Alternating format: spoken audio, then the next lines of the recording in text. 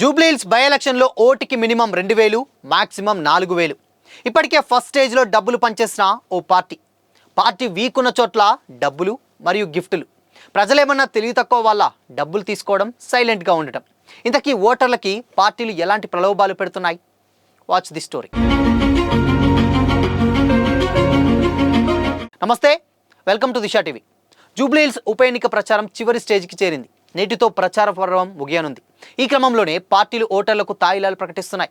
Poll management కోసం రంగంలోకి దిగాయి. సాధారణంగా ఈ ప్రక్రియ ఎన్నికల ప్రచారం ముగిశాక జరుగుతుంది. కానీ జూబ్లీహిల్స్లో మాత్రం శుక్రవారం రాత్రి నుంచే ప్రధాన పార్టీల లీడర్లు యాక్షన్లోకి దిగారు. తమ పార్టీ బలహీనంగా ఉన్న ప్రాంతాల్లోకి వెళ్లి ఓటర్లను కలిసి డబ్బులు పంచుతున్నట్లు ప్రచారం జరుగుతుంది. ఒక్కో ఓటర్కు తక్కువలో తక్కువ 2000, ఎక్కువగా 4000 రూపాయలు పంపిణీ చేస్తున్నట్లు టాక్ నడుస్తుంది. అయితే ఎన్నికల సంఘం నిఘా ఎక్కువగా ఉంటుందనే ఉద్దేశంతో ఓ ప్రధాన పార్టీ ఇప్పటికే డబ్బులు పంపిణీ పూర్తి చేసినట్లు స్థానికంగా డిస్కషన్ జరుగుతుంది. ప్రచార పర్వం ముగిశాక డబ్బుల పంపకానికి ఇబ్బందులు వస్తాయని గ్రహించినటువంటి ఓ ప్రధాన పార్టీ ముందుగానే పని పూర్తి చేసినట్లు తెలుస్తుంది. 2 రోజులుగా రాత్రిపూట లీడర్లు, కార్యకర్తలను మోహరించారు. తమ పార్టీ బలహీనంగా ఉన్న ప్రాంతాల్లో డబ్బులు ఇచ్చినట్లు ప్రచారం జరుగుతున్నది. ఆ సమయంలో ఒక్కో ఓటుకి 2000 ఇచ్చారని టాక్ ఉంది. మరో దఫా ఓటుకు మళ్ళీ 2000 ఇచ్చేందుకు టార్గెట్ పెట్టుకున్నారని, ఆ ప్రక్రియ ఆదివారం రాత్రి తర్వాత షురూ చేసేందుకు ప్లాన్ చేస్తున్నట్లు తెలిసింది. ఈ విషయం గ్రహించినటువంటి ప్రత్యర్థి పార్టీ ఎన్నికల స్క్వాడ్ను అలర్ట్ చేసినట్లు సమాచారం. ఆదివారం సాయంత్రంతో ఎన్నికల ప్రచారం ముగుస్తుంది. ఆ తర్వాత స్థానికేతరులను బయటికి పంపేందుకు ఎన్నికల సంఘం ప్రత్యేకంగా బలగాలను మోహరించింది. ఈలోపే ప్రధాన పార్టీలు డబ్బుల పంపకానికి తెరలేపినట్లు ప్రచారం జరుగుతుంది. ప్రధానంగా నియోజకవర్గంలోని బస్తీలపై పార్టీలు ఫోకస్ పెట్టాయి. అక్కడ ఉన్న ఓటర్లను ప్రసన్నం చేసుకునేందుకు ఒక్కొక్కరికి కనిష్టంగా 2000, గరిష్టంగా 4000 రూపాయలు ఇస్తున్నట్లు ప్రచారం జరుగుతుంది. ఈ విషయం గ్రహించినటువంటి మరో పార్టీ అంతే స్థాయిలో లేకపోతే అంతకంటే ఎక్కువ మొత్తంలో డబ్బులు ఇచ్చేందుకు ప్లాన్ చేస్తున్నట్లు తెలుస్తుంది. ప్రస్తుతం ఓటర్లు సైతం పార్టీలు ఇచ్చే డబ్బులు తీసుకుంటున్నారే కానీ తమకు ఇవ్వలేదని బయటికి వచ్చి ఆందోళన చేయటం లేదు. ఇచ్చిన డబ్బును తీసుకొని సైలెంట్గా ఎవరి పని వాళ్ళు చూసుకుంటున్నారు. ఈ ఎన్నికను ప్రతిష్టాత్మకంగా తీసుకున్న ప్రధాన పార్టీలు ఎలాగైనా గెలిచి తీరాలని టార్గెట్ పెట్టుకున్నాయి. అందుకోసం విచ్చలవిడిగా డబ్బులు పంచేందుకు సిద్ధమైనట్లు విమర్శలున్నాయి.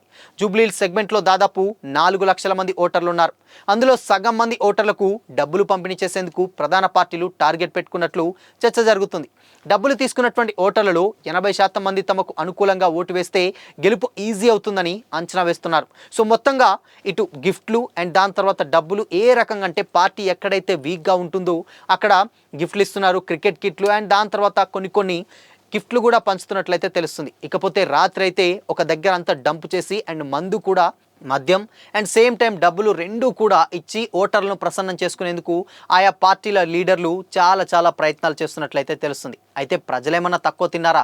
2 లీడర్ల నుంచి ఏ పార్టీ నుంచి ఇచ్చినా కానీ అదే పార్టీ నుంచి డబ్బులు తీసుకొని అండ్ వాళ్ళు ఇచ్చినా వీళ్ళు ఇచ్చినా ఇరు పార్టీల వద్ద డబ్బులు తీసుకొని సైలెంట్గా ఉండి తమ ఓటుని ఎప్పుడు వేయాలో, ఎవరికి వేయాలో వాళ్ళకి వేస్తున్నారని కూడా టాక్ నడుస్తుంది. బట్ కాకపోతే ఇక్కడ మెయిన్గా ఏంటంటే జూబ్లీహిల్స్ బై ఎలక్షన్ నిజంగా చాలా కాస్ట్లీగా మారుతుందని అయితే తెలుస్తుంది. ఇక ఈ రోజుతోటి ప్రచారం ముగిసింది కాబట్టి డెఫినెట్గా రాత్రులు డబ్బులు పంపిణీ కార్యక్రమం, తర్వాత గిఫ్ట్లు, సో ఇలా ఇంటర్నల్ వార్సెస్ డెఫినెట్గా జరుగుతాయన్న టాక్ కూడా నడుస్తుంది. సో చూడాలి మరి ఇన్కేస్ ఈ డబ్బులు ఇన్కేస్ 2000 కాంచెలు ఇంకెక్కువ పోతాయా లేకపోతే ఏంటో తెలియదు. కానీ బట్ జూబ్లీహిల్స్ ఎలక్షన్స్ మాత్రం రసవత్తరంగా మరోసారి ఎన్నికలు ప్రచారం ముగిసే టైంకి ఇంకా హీట్ అందుకున్నాయనే చెప్పాలి.